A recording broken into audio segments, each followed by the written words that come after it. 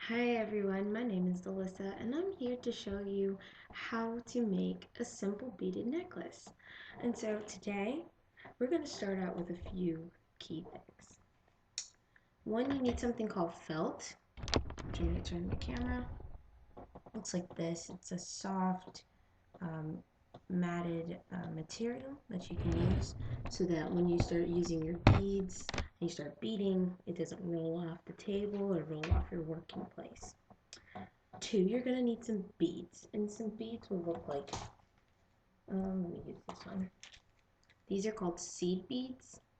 They're little. I'll take some out to show you. Looks like that. I'm going to get in close to the camera.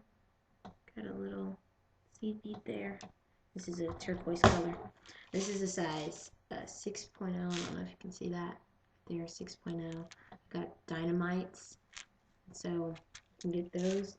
You can go to your local craft store like an AC Moore or a Michael's or even Walmart. You can find some. I have a whole case of seed beads here. And they range in different sizes, okay? So this is my case of seed beads of all different colors.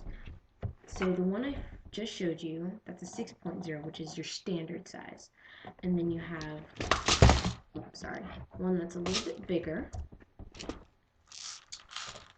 which would look like this one here. I believe this one is a 4.0. And then you have these really tiny ones. They come in two different sizes, tiny. I believe, okay, so this one's an 8.0. And you have one that's a little smaller than that, which is this one, and that's going to be your 10.0. Okay, so once you have your beads and you have your the colors that you want to use in your necklace or your bracelet, then it's time to get busy. Alright, so first you need our pliers. I'm going to show you all the different kinds that you're going to need. You have this one. It's called your crimping plier because it helps you to close up a crimp, which holds the beads together. This is your standard cutting plier, like that. These are called your flat nose pliers because on the inside they're very flat and smooth. This is a curved nose plier. See that? It curves down and inside it's a little rigid. Here it has rings. This one's very similar to a flat nose plier, but it's not flat nose because it's not smooth on the inside, okay? And these are called your round nose pliers, which are rounded here, and I'll show you what the usage of this is for in a later video.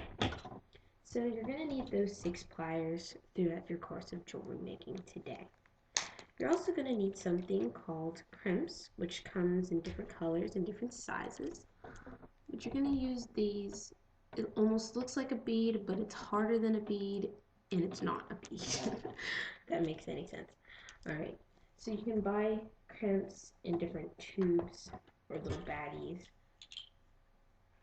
The most standard one is called Bead-A-Line, which I got these from AC Moore. It's in a crimp tube.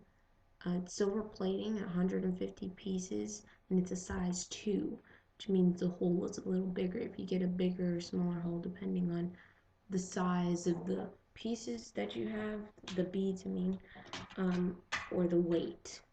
But a size 2 is standard, and so you probably would want to go with the standard just to have that. Then you're going to need some beading wire, okay, to get started. This one is a 49 strand, which means it's more wire, so it gives you a little bit more support.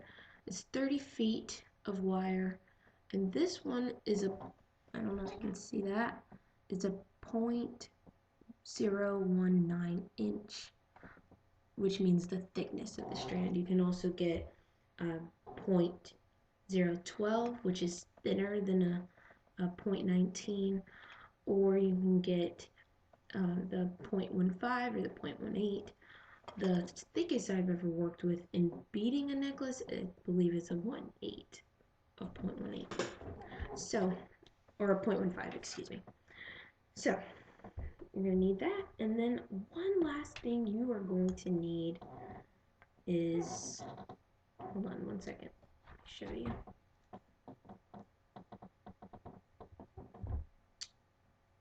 Is something to end off your piece, which I'm going to be using a lobster hook, okay? Or a lobster clasp is the typical name for these. And then on the other side to hook it into, you're going to use a jump ring, which is a little loop, and I'll show you what those look like later. And if you don't want to use that, you can also use what was on my necklace, which is what they call a toggle clasp, which looks like so. Okay. Alright, so it's time to get started. So go ahead and click the next video and I will show you how to make a necklace.